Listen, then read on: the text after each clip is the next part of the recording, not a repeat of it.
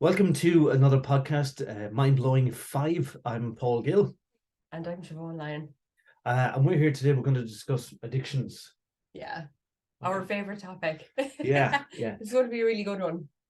And you see, I suppose addictions are relevant to everybody. I mean, everybody I think has an addicted personality. Mm-hmm. Yeah. So if I ask you where your interest in addiction comes from, what would you say? I would say, like, the first thing that pops into my head is probably like the degree I got initially is in addiction. But I think, like, the reason why I went for that is because I couldn't get into psychology. Right. So addiction had to accept you. Right. So yeah. They didn't want you. choice. Their loss. Oh, thank you, sweetie. Yeah, no, I suppose, like, addiction is very relevant. Like, you and I were talking a lot about this last week in our last podcast as well. Like, and how some of our first addictions are like approval. And you're going to your mom and, oh, good girl, well done, that's great. And you did really well on that or whatever it is, and then you strive to do more. And that's kind of what you do.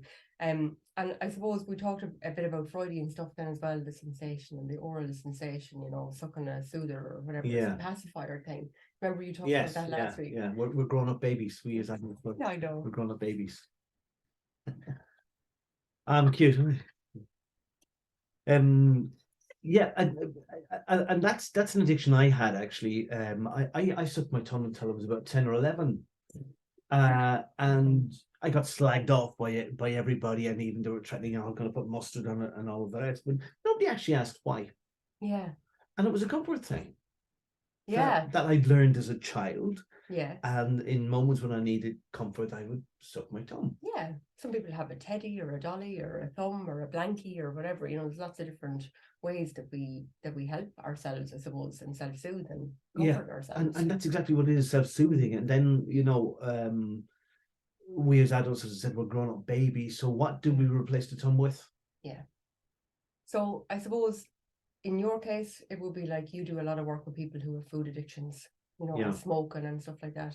I definitely smoked, for the part of my youth, I suppose, in my teens. That would have been one of my first big addictions, I suppose, was really smoking. Yeah. And then I progressed on to alcohol and lots of illicit drugs. You get life experience. Yeah, there was loads of that kind of thing there. But I think as well, in my own experience, I'd say that, like, my addiction started because of trauma. So I would say that there's always a cause and effect for these things. So where we go back and we're learning that, food is a comfort, or it's a soother, is a comforter, it's a way of coping with things. So is drinking, you know what I mean? I used to drink to fill that void inside, you know what I mean? And make myself feel better. And a lot of the clients that I work with do something very similar, they drink or they take drugs or they overeat or they smoke. Yeah, you're not just limited to one addiction. Yeah. Well, you were touching on that last week, weren't you? Yeah. Was it drugs, sex, and rock and roll? Yes, that's true. But I was 12 when I had my first cigarette. Were you? Yeah, and it was rank. It was horrible. Yeah. It was disgusting. Gross. And I remember thinking, how do adults do this? Yeah. But then it's almost as if you create an expectation. Your peer group, if other lads are smoking and you want to be cool and there's girls around and you want to appear to be grown up at 12.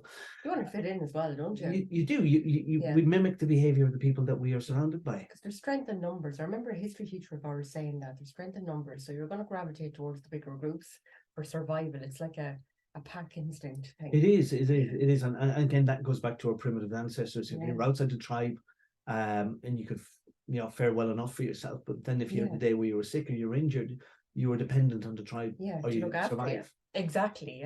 Yeah. So you learn to conform. Yeah. And do what other people are doing. And then, like any parents watching this, like, if your kids are in bad company, yes, they will pick up the habits of the bad company. Yeah. It's inevitable, or else, they wouldn't be in the bad company in the first place. They're getting something out of that association. Yeah. And that's not to say that they won't experiment, with bad things anyway, even whether they're in bad company or not. I think that every child is going to experiment when they get on to their teens, like with drugs and alcohol and sex and clothes and styles and fashions and all sorts of different things. They're going to experiment with different things, and I don't think we can stop that. And I don't think it should be in a way, because to me, experience is the best teacher. Oh, People can definitely. tell you not to do stuff, but until you do it, and then you go, that's why they told me not to do this. Yeah. Yeah, my oldest daughter in particular, she's just like her father. Right. She has to try it. She has to try something herself before. Yeah. She's just not satisfied with that. Yeah, but does she learn? She learns, yeah. And then she's like, okay, I won't do that again, or I will do that again. That was great, or whatever, Right.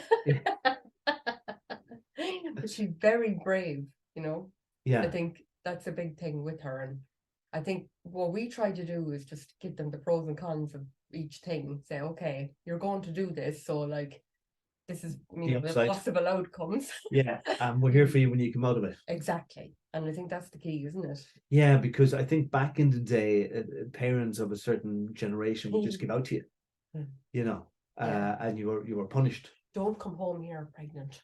Yeah. And go out that door just as quick. Yeah. Take a minute.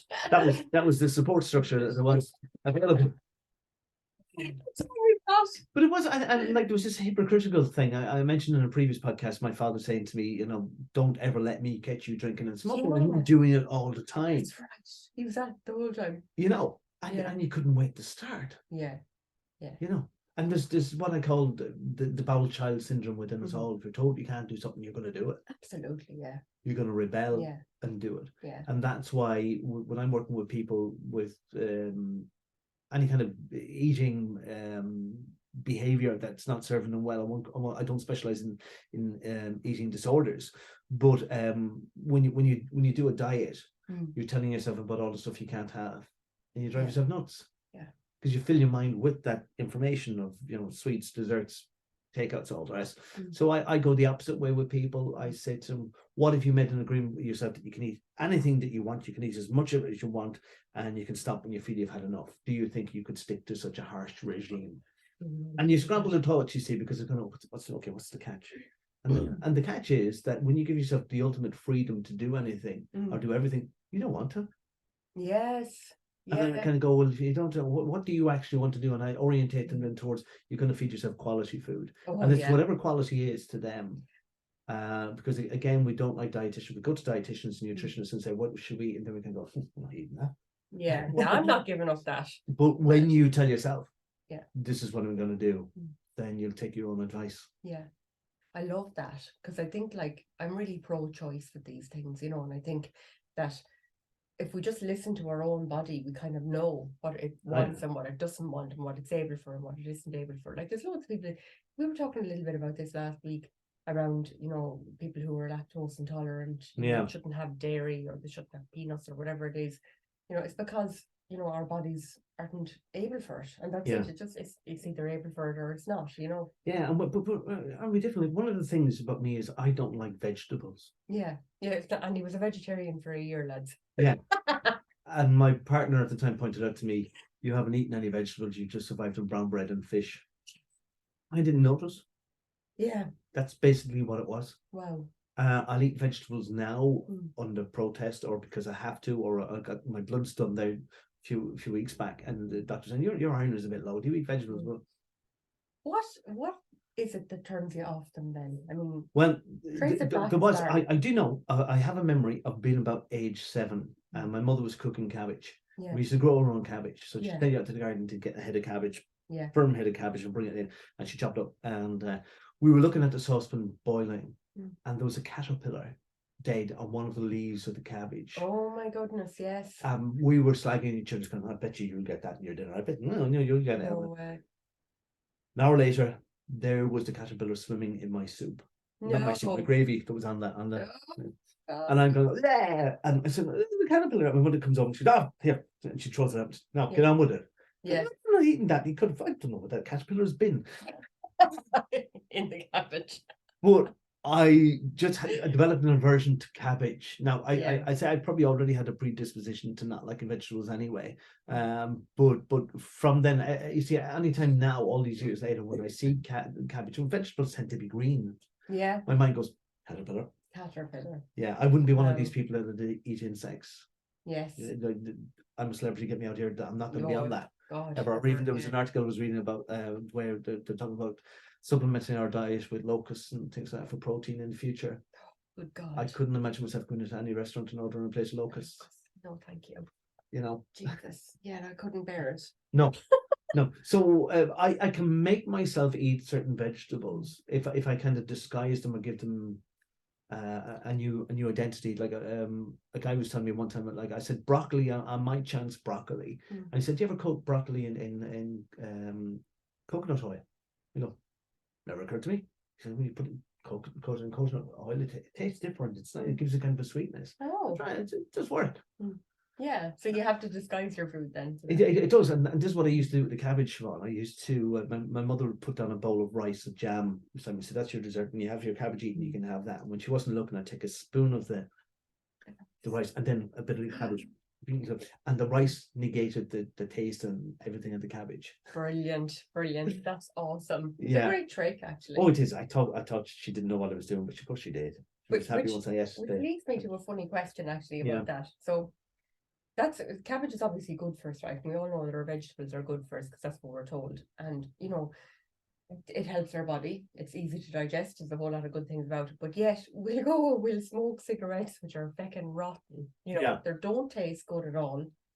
There's loads of bad press about them, you know, for like lung cancer and all sorts of things. Chemicals. And all the chemicals, because there's a million chemicals and flipping things as well.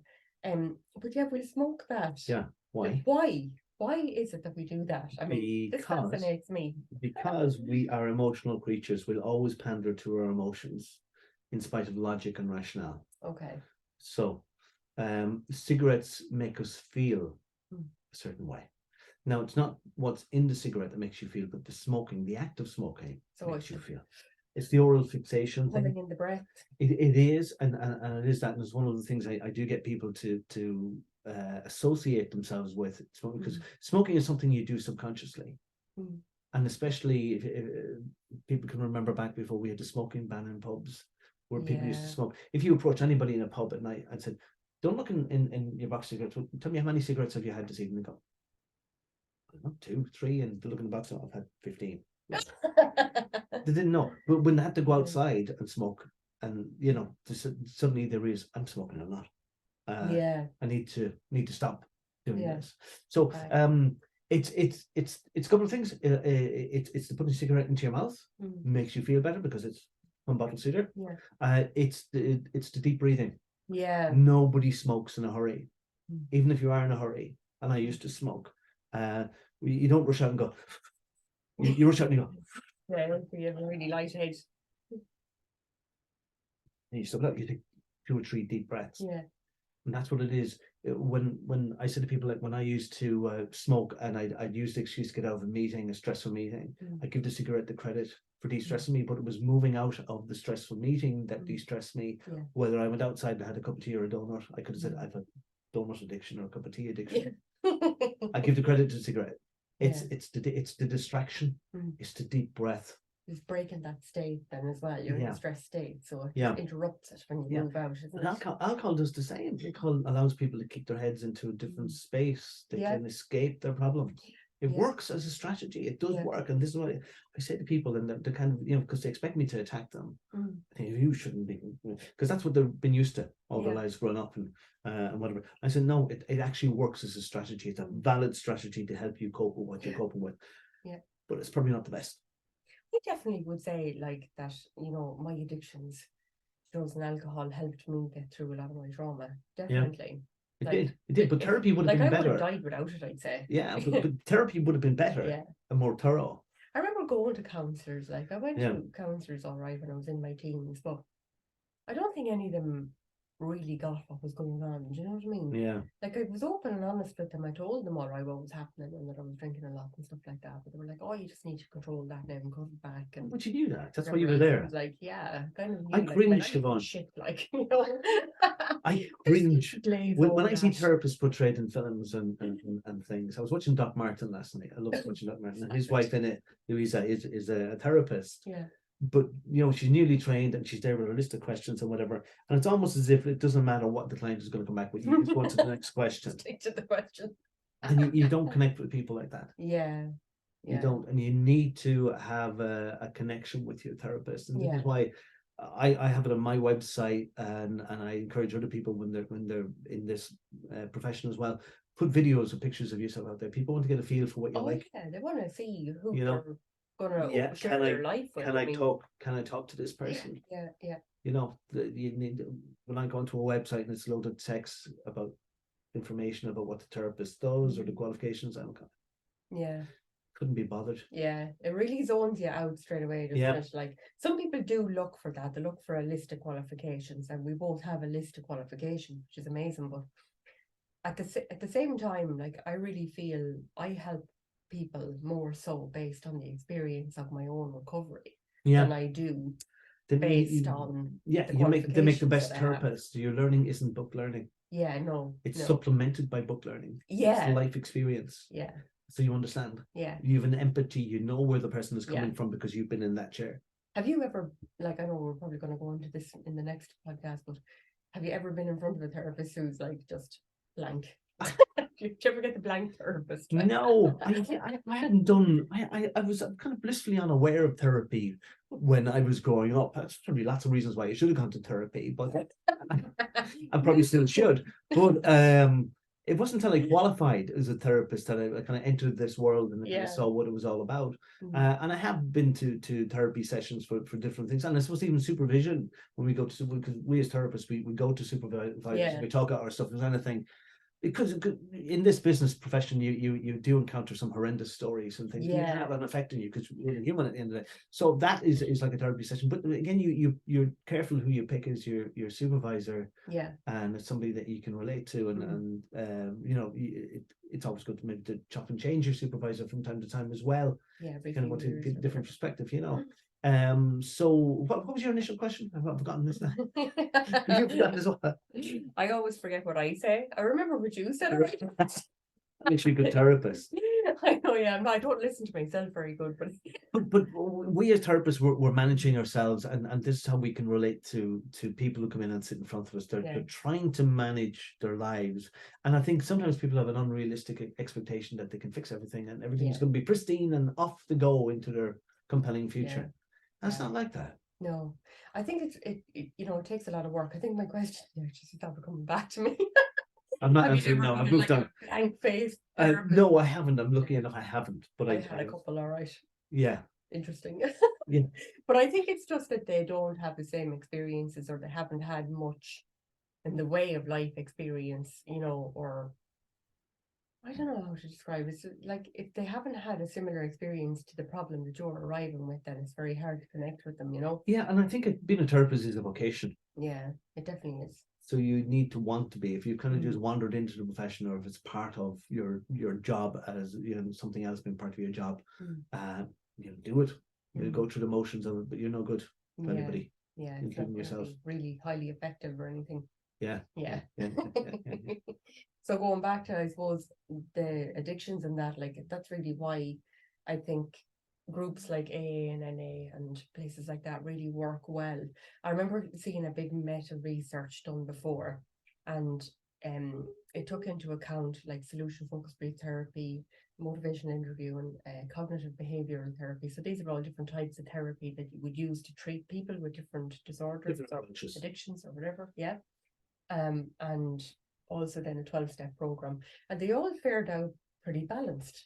Yeah. I was like, wow, you know, that's kind of amazing, because I would have expected the 12-step program to come out on top. You know, but then I suppose the 12-step program, there's not professionals, like they're just people sharing their stories there, you know. And get a bit of a mixed bag in there, you know. Some people are well and others are not. There's no therapy that suits everybody. You have to find the approach that suits you. Yeah. This is the thing, because I was talking to a guy one time, and he'd been through the 12-step thing too, and he was talking about, you know, you give it all over to a higher power. And I said, well, what if you don't believe in a higher power? I said, well, it doesn't have to be God. And I said that the chair could be a higher power or whatever. But he kind of missed the point. Like, if you don't believe in a higher power, whether it's God or whether it's a chair, or you don't believe in any of that, it means then that you have to be like self-sufficient, that you fix it from within yourself, which is what you're going to be doing anyways. Yeah. So if I was an alcoholic, maybe that higher power approach wouldn't suit me. I Yeah. might do the CBT, or I might do Yeah. solution focused, or Yeah, something like that. or something, But yeah. I suppose the advantage of AA and groups like that is you have this kinship. You're with people Yeah. who understand, and I'd say again, it they teaches you understand to from be experience. social without Yeah. alcohol. Yeah, yeah, and I Yeah. know a lot of people who benefit from that and have been able to stay sober and live fantastic lives. Yeah, It's the thing. yeah. Because any addiction can gobble you up. Oh yeah, definitely. It's all consuming, isn't it? It is, and spit you out, and it ruins your interaction with other people. Yeah, it as does. well. It destroys families and all sorts of things. Like some people often ask me, like, what is the worst addiction in my opinion? Like, and you know, it's so hard to answer that. Like, financially, gambling is probably the worst, Yeah. because it can just take everything in one bet. Yeah. You know, I've worked with people who bet their homes, the deeds of their home or their property or something in a game of poker or something, and the next thing it's fucking gone. And you know, what do you do with that? It's just horrendous, you know, to lose everything in your family. Your whole family is homeless then overnight, you know. Yeah, and then I suppose drinking drugs, that has a physical effect on people then as well. Sex can too. Porn. I think sex is terrible, yeah. Porn. And that's young. And that's very prevalent now. There's a lot of people consulting with that. Yeah, I get a lot of calls. Well, not a lot, but I get a few down through the years. Young lads with impotence and, you know, erectile dysfunction and everything, because they've been looking at porn and they think this is what women expect. They've been desensitized. And they're really desensitized to it, yeah. And it really has a psychological impact and effect on them. And you see, it's readily available. You see, if you have an alcohol addiction, whatever, but smoking or whatever, they're visible. Yeah, and you need to have money to get them done, Jen. Yeah, porn addiction isn't a visible one. Yeah. And so somebody could have that addiction and you don't know it.